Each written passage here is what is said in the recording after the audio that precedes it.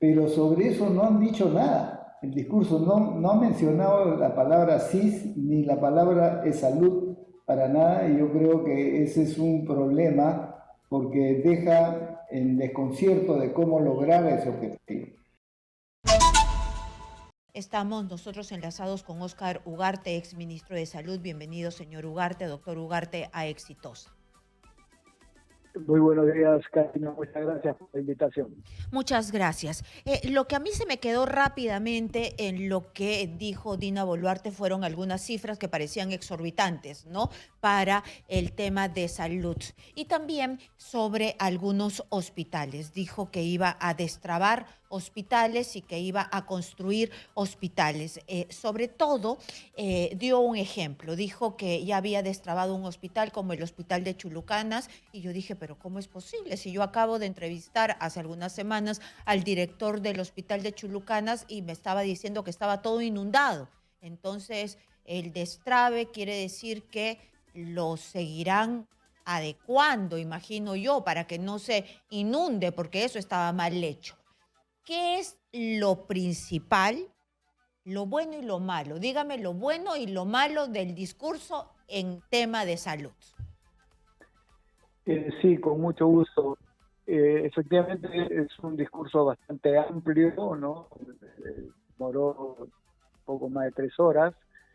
En lo que se refiere al tema de salud, salud en varios momentos del discurso, pero tratando de articular con...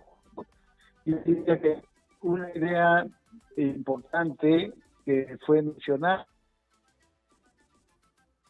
Estamos teniendo una falla en la comunicación, lo vamos a volver a llamar para recuperar y que todo el mundo esté conectado bien y escuchando precisamente lo que usted nos está diciendo. Claro, coincidimos que el mensaje fue largo, tedioso, no todo el mundo estaba dispuesto a escucharlo. Nosotros los periodistas sí lo escuchamos, sí los analistas también, por supuesto, pero en realidad lo que ella dijo es que la salud es garantizar hasta el 2026 la salud como derecho humano en base a 3 pilares: el fortalecimiento del primer nivel de atención y de las redes integradas de salud, la lucha contra el cáncer y la innovación tecnológica. Parece mucho humo, ¿no? Aseguró que no será indiferente ante la anemia infantil. No dio metas concretas. Eso fue lo más desastroso del mensaje, porque te llenó de cifras, te llenó de cosas y no aterrizó, no dio metas. También dijo que las compras oncológicas que hace el Senares serán integradas de forma gratuita a los pacientes con cáncer, pero no se supone que eso es lo que se hace. Y además Senares, pésimo que no haya habido una crítica a Senares cuando no pueden realizar una compra. Nosotros todo el año pasado, 2 años, desde que me he sentado aquí en Exitosa, he mostrado que Senares no logra hacer compras, son unos ineficientes para hacer compras. Hemos tratado de mostrarles a toda la población de que simplemente hay investigaciones de su salud donde no hay las compras para hacer una quimioterapia, no hay los medicamentos para hacer una quimioterapia. ¿Por qué? Porque Senares no hace las compras bien, se les cae y después lo hacen por emergencia. Y ya sabemos de qué se trata. Ahora sí, ya lo tenemos, ya hemos recuperado la comunicación con el exministro de Salud, es el señor Óscar Ugarte. Usted me estaba diciendo qué es lo que ha visto en este discurso. Sí, Karina, lo que decía es que hay una afirmación central con relación al tema de salud que está contenida en la página 50 del discurso, que decía que es objetivo de su gobierno garantizar acceso y atención integral gratuita y universal para toda la población. Bueno, esta afirmación implica una reforma muy grande del sector, pero el acceso universal, ¿cómo se garantiza? Se garantiza a través de los mecanismos de aseguramiento que existen para financiar las atenciones de las personas. De un lado está el CIS, que cubre al 60% de la población, y de otro lado a el seguro social, es salud, que cubre al 30% de la población. Si se quiere garantizar el acceso, habría que fortalecer el SIS y fortalecer el salud y modificar los problemas que puedan tener ambos seguros. Pero sobre eso no han dicho nada. El discurso no ha mencionado la palabra SIS ni la palabra salud para nada, y yo creo que ese es un problema porque deja en desconcierto de cómo lograr ese objetivo. Porque hay que cerrar, y esto lo sabemos bien en el sector salud, 3 brechas.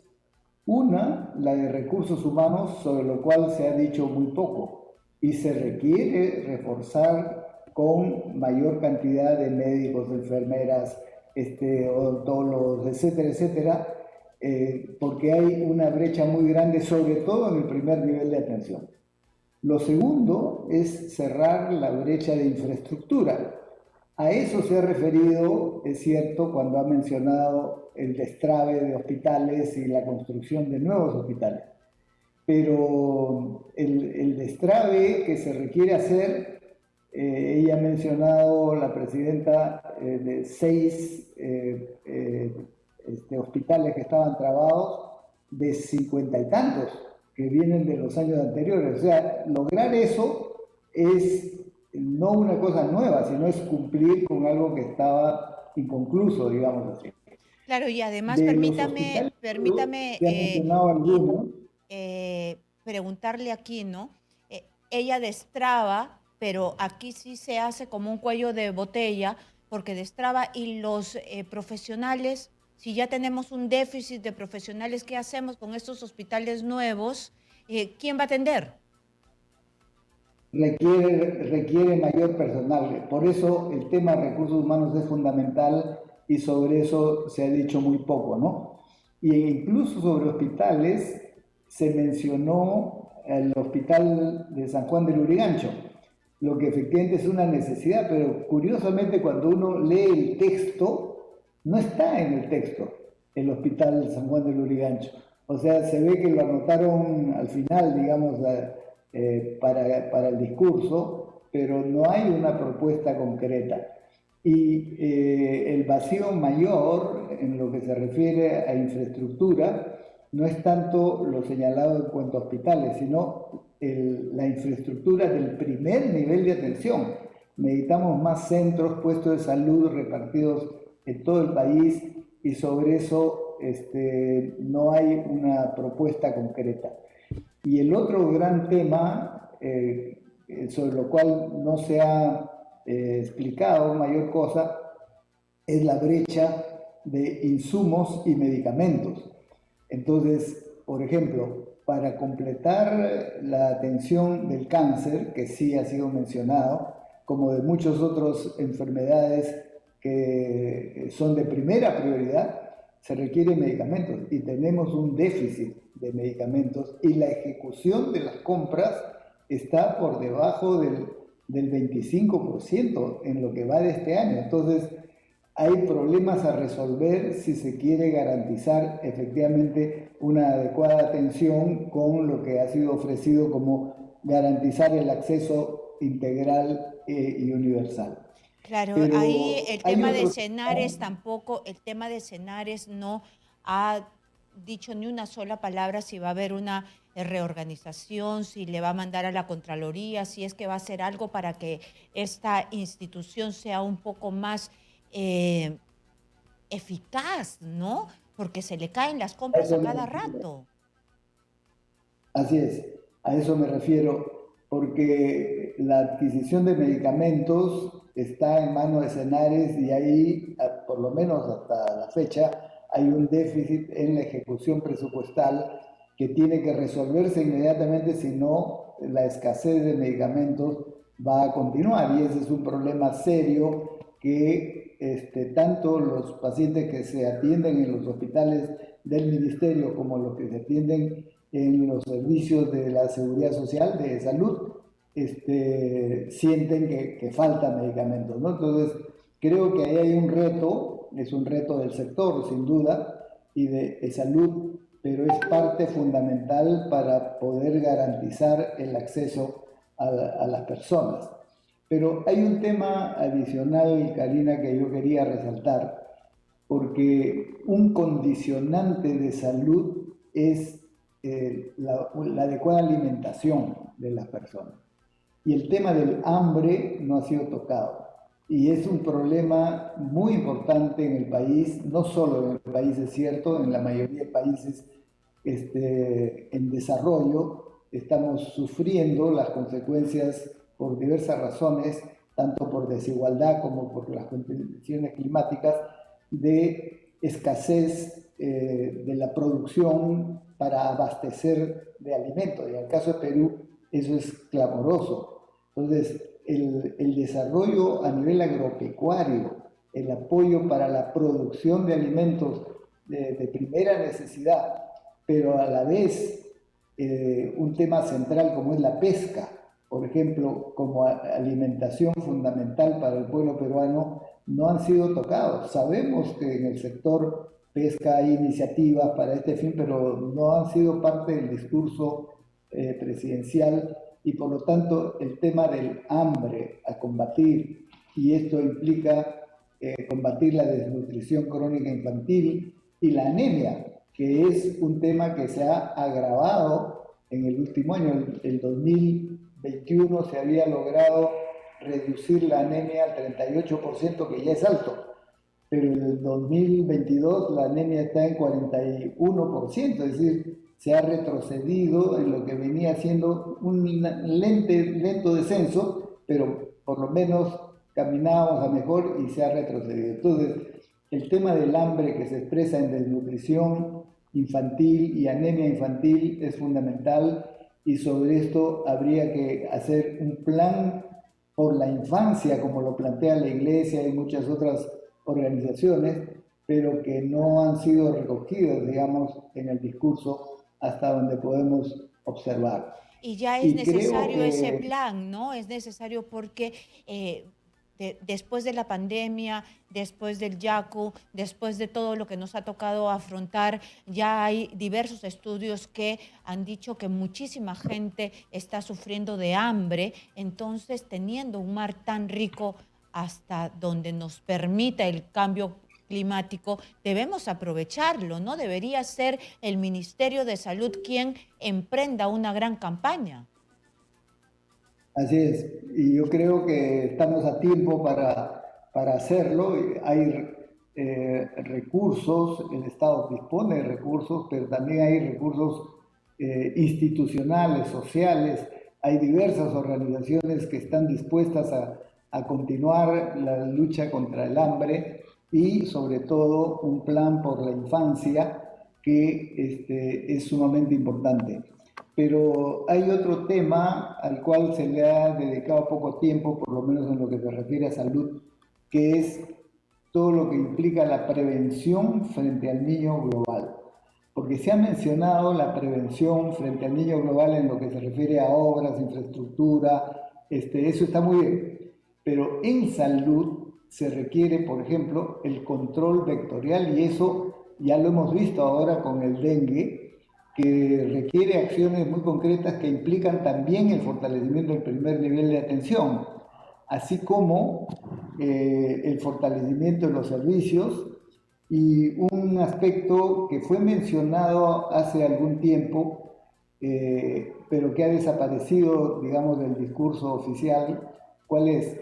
Algo que recomendó la comisión de expertos, recordará Karina, que se formó para la lucha contra el dengue, sí, que ha presentado un informe que da recomendaciones muy precisas para el control vectorial y el fortalecimiento de los servicios, pero hay un tercer elemento en ese informe, que es la necesidad de contratar con la vacuna, la nueva vacuna que se ha aprobado ya en Estados Unidos también hace aproximadamente unos 8 o 9 meses, y que se ha demostrado que es muy efectiva para prevenir los casos de dengue, y por lo tanto poder vacunar a las poblaciones del norte y de la selva, que son prioritarias, pero también en todas las regiones donde hubo, como en el caso de Lima, y sobre todo en las poblaciones más vulnerables como son niños y adultos mayores.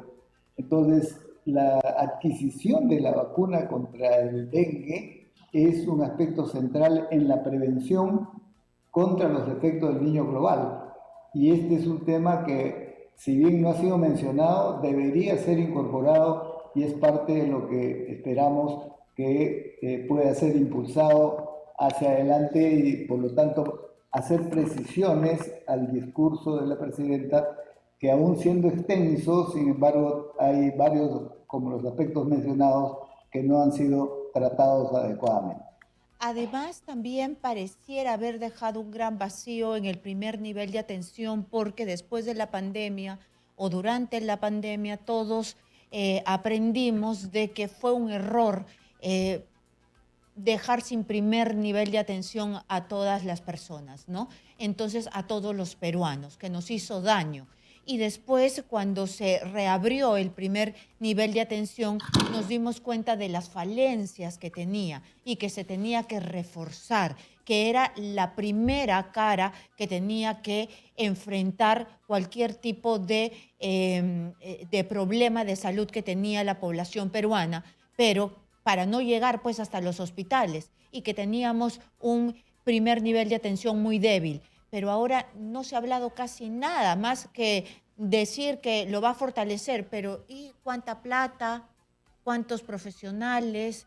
¿Qué es lo que se necesita? Así es.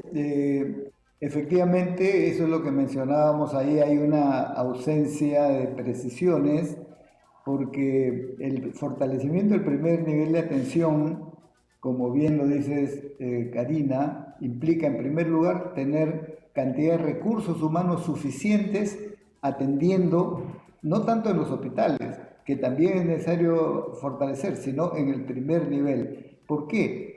Porque el primer nivel, por ejemplo, se hacen las acciones de vacunación contra la polio, contra el sarampión, etcétera. O sea, las brigadas de vacunación tienen que estar desarrolladas en todo el primer nivel de atención a nivel de todo el país, y eso es fundamental. Pero también se necesita, por ejemplo, para combatir la anemia, porque eso se resuelve trabajando con las familias, con los hogares, articulando con las municipalidades, con la comunidad, los comedores populares, los comités de vaso de leche, etcétera, pero fortaleciendo el primer nivel de atención. Pero igualmente, lo que mencionaba, el control vectorial. ¿Qué cosa es el control vectorial? Es verificar que el Aedes aegypti, que es el zancudo que transmite el dengue, no se expanda. Y se expande cuando hay lluvias, como ha sido con el niño costero, pero ya está anunciado que viene el niño global. Entonces va a haber un crecimiento del zancudo si es que no se hace vigilancia vectorial, que implica, desde ahora hay que fumigar, desde ahora hay que limpiar los tanques de agua. Tiene que haber una participación de la comunidad para que cuando venga en los próximos meses los efectos más duros del niño global, no tengamos una expansión del dengue, salvo reducida y más o menos controlable. Pero también necesitamos fortalecer el primer nivel de atención porque necesitamos médicos, personal de enfermería que puedan detectar los síntomas de la enfermedad y dar la atención adecuada para evitar que se complique como se ha complicado Prevenir, en ¿no? esta. Prevenir. Ellos están allí para la prevención, es decir, ¿cuál es el grupo mínimo para encontrar en una posta médica, en el primer nivel de atención? Bueno, lo que se necesita principalmente es recurso humano, porque la infraestructura falta, pero aún con infraestructura no completa podemos tener una cantidad de brigadas, de recursos, por ejemplo, médicos, enfermeras, equipos que trabajen en cada comunidad y en los diversos distritos. Entonces, el recurso humano se encarga de control vectorial, se encarga de la vacunación preventiva. Y ya no estamos hablando de COVID, estamos hablando de la vacunación normal. que ha descendido en los últimos años. Estamos hablando, por lo tanto, de la lucha contra la desnutrición y la anemia. Todo eso es en el primer nivel de atención y se hace con recursos humanos en estrecho contacto con las madres de familia, Sí, pero una última las... consulta puntual. Hay algunas veces que nosotros nos vamos, pues, como periodistas, a una postita chiquitita en Puno, lejanísima, y hay solamente un doctor que está haciendo su serum, ¿no? Entonces, ¿cuál es el equipo mínimo que debe haber en una posta médica? El mínimo necesario. Bueno, lo que se ha diseñado, y este es un esquema que está, digamos, aprobado como recomendación, es tener un equipo mínimo de 4. Cuatro. Médico, enfermera, un técnico y puede ser adicionalmente un psicólogo, o puede ser nutricionista, o puede ser de otro grupo, obstetras, por ejemplo, para toda la atención de partos. Entonces, a eso se le llama el equipo básico de salud pública. Y Entonces, en algunas veces cada no se posta cumple. debería haber por lo menos un equipo de 4 personas. Y como bien dices, Karina, en la mayoría de casos hay una persona, a veces no es profesional y por lo tanto tenemos una gran debilidad para poder atender. Muy Eso es bien, lo que hay que fortalecer por y supuesto. eso es lo que hay que apostar. Muchísimas gracias a Óscar Ugarte, ex ministro de Salud, desagregando qué es lo que ha dicho la presidenta de la República inmediatamente. El primer nivel de atención, hemos visto que algunas veces en las postitas que están en nuestra sierra, en la Amazonía, no es ni siquiera médico el que está ahí, y lo que dice la ley es que hayan 4 personas como equipo básico del primer nivel de atención. La infraestructura todavía se puede aguantar, pero el equipo médico es lo principal, lo que nos acaba de decir el ex ministro.